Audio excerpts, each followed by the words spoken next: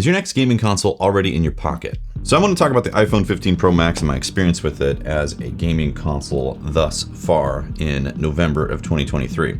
Now, about 4 years ago, I made a review on the original Backbone, and I talked about how it's possible that all you need is your phone in the future for your gaming console and not have to worry about other devices. And we're not there yet, but it's getting closer.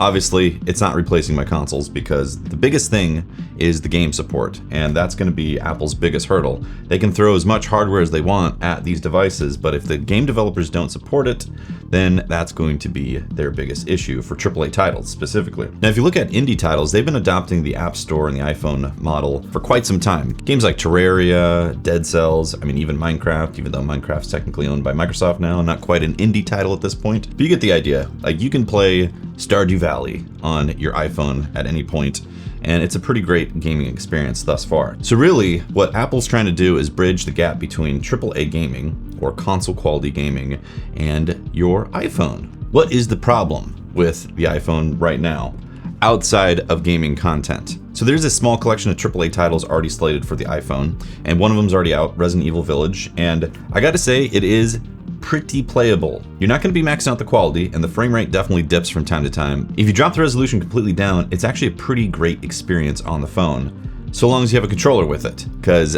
for me, personally, touchscreen type of controls just do not cut it for a console game. So I think that's going to be another issue that a lot of people run into if they're thinking, oh, my phone can be my console now, which I don't know if anybody's actually thinking that right now, but if you are considering it, the first thing is you're going to have to spend some money on an adapter for your controls. So I've got some options laid out in front of me, and arguably the best one is the Backbone, and they do have a Generation 2 model, which allows you to keep your Apple case on your phone and be able to just plug it on in like so.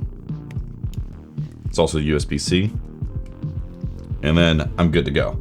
This is so convenient because the previous generation of the Backbone, I had to pop my case off, and when I first did the review 4 years ago, that was a big deterrent to me because I had this massive case that required 3 pieces to be peeled off before I could actually get the phone out of the case. It was not exactly easy to pop the case off just to put the Backbone on. So I ended up getting rid of the original Backbone because I just found that having to take the case off so many times was just too annoying for me.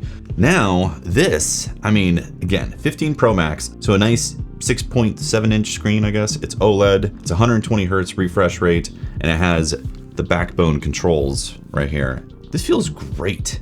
And it's convenient, but you do have to spend $100. So that's one of these things where if you want this setup without having it on sale or something, you have to spend an extra $100 on top of what you've already spent on your $1,000 plus phone to get some gaming action. Now there's other options, obviously. Pop this guy off. Look at that. It's so convenient. By the way, if you want a full review of this guy, I actually do plan on doing a dedicated video on the Generation 2 Backbone, so subscribe, drop a comment, like, all that stuff, but definitely subscribe if you want to see that review. Another option is you probably already have a game console controller already, like this is a PS5 controller. Here's an Xbox controller, and also has an adapter that I'll talk about in a second. But most of these controllers can actually pair with Bluetooth on here, which is decent, but not the best. And the reason is there is a bit of lag when connected to your cellular device. So it's not as nice as your controller actually connecting to your PS5. I believe those technologies are a little more advanced for the wireless. I could be wrong, forgive me. What I've found is when I do pair a controller with my iPhone and play some games on it, I notice the latency via Bluetooth. You might not though, and also depends on the type of game you're playing as well. Like a platformer probably isn't going to notice that as much, but if you play a FPS, you're probably going to notice the delay with your controls a bit more. Something to consider. Now, the problem with the controller method is that you have your phone disconnected from it and you need some sort of way to prop up your phone and play the game, right? Enter adapters like this to hook up to your controllers to prop it up. Now, this is from 8BitDo, or 8BitDo, or however you pronounce it. This is cheap. It's only $10 or so. If you already have a controller, like an Xbox controller, and you buy one of these adapters, this is pretty good. Pretty good solution. Cheap solution, actually. Just to show you, go like so. And then I got myself a nice cheap adapter controller that, I'm good to go, right? Well, this feels extremely top heavy. So my problem with this guy is just comfort level. Suddenly, your Xbox controller that you're so used to, it doesn't feel natural for the way it is. Now the phone seems to stay on there pretty well. I haven't had any issues with the phone falling off. And these joints to secure the grip and all that, or for the angle, they seem to be good. The product itself is good. It just isn't quite comfortable. And that's the thing, this backbone right here really does hit the comfort mark. It's also relatively small too in comparison to like a controller. Take this guy off, like so. In comparison to something like this, like if you're gonna throw it in your bag, the backbone clearly wins in this department right here. But once again, if you are considering using your phone as a legit gaming device for console quality games, I think personally you do have to consider what you're going to connect it with to actually control your games. The second factor is heat management, or the lack of heat management, really. The phones do heat up when you're playing games. Now, I've had no issues with the battery or the heat on my iPhone 15 Pro Max, and I got it day one. When I play games, it does heat up, but it is also maxing out the GPU and the CPU cycles or whatever to be able to produce console quality gaming on my phone. And that's another reason why touchscreen controls, I believe, are going to be a hindrance for most people, because your phone's gonna get hot, and you don't really wanna hold your phone. It's like, do you wanna hold your PS5 when it's in the middle of heating up the whole time? Like, no, it gets hot. So the backbone and any other controller adapter is going to be the option you need for that, because you just won't notice it's getting hot. And actually, it's probably better for the thermal management on the phone as well, because you're not touching it. So the heat that you're transferring to the phone and it's trying to transfer out isn't interfering. When it's connected to the backbone like this, there is quite a bit of air in between the device, which is good for the thermal management, right? And again, you're just touching the backbone sides here.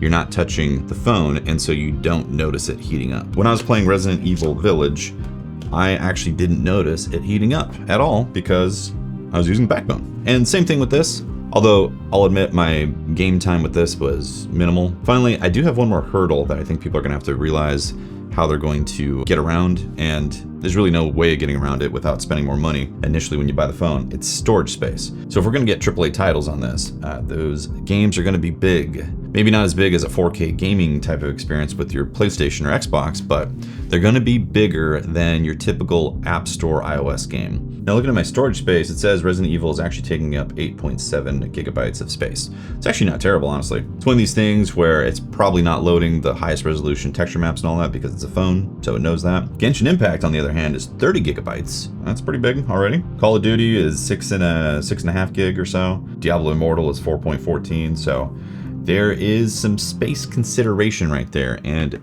right now, you know, it's probably fine if you get an iPhone 15 Pro Max, you're gonna have 256 gigs of space right there. You can definitely fill that up pretty fast, but at the same time, if you're aware of your space management, it might not be that big of a deal. But as more titles get released and the platform grows as an actual AAA console option, then the space management is gonna become an issue, and then really your only option is to buy the 1 terabyte version.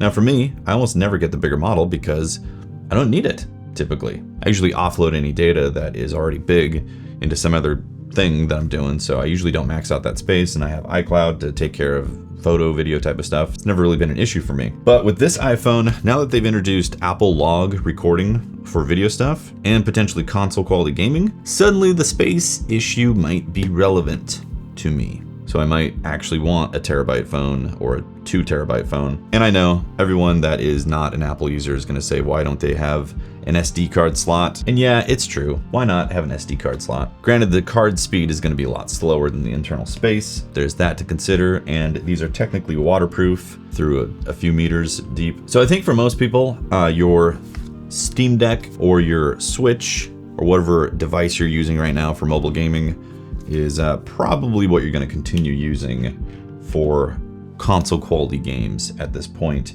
It's actually really cool to see games like Resident Evil run at a pretty good rate and a pretty good graphical fidelity directly on your phone. Because I didn't buy this phone for games, but now it's actually an option potentially in the future. And it's only gonna get better too. So, what do you think? Let me know in the comments. I'm definitely interested to read your guys' thoughts and where the future is going for console possible gaming on your cellular device. Thanks for watching. I really appreciate it. If you want to buy any of the stuff, I'll have links below. They are affiliate links and they do help out the channel if you do buy through the affiliate links at no additional cost to you. Thanks for making it to the end. I do appreciate that, and I'll see you next time for another one. Peace.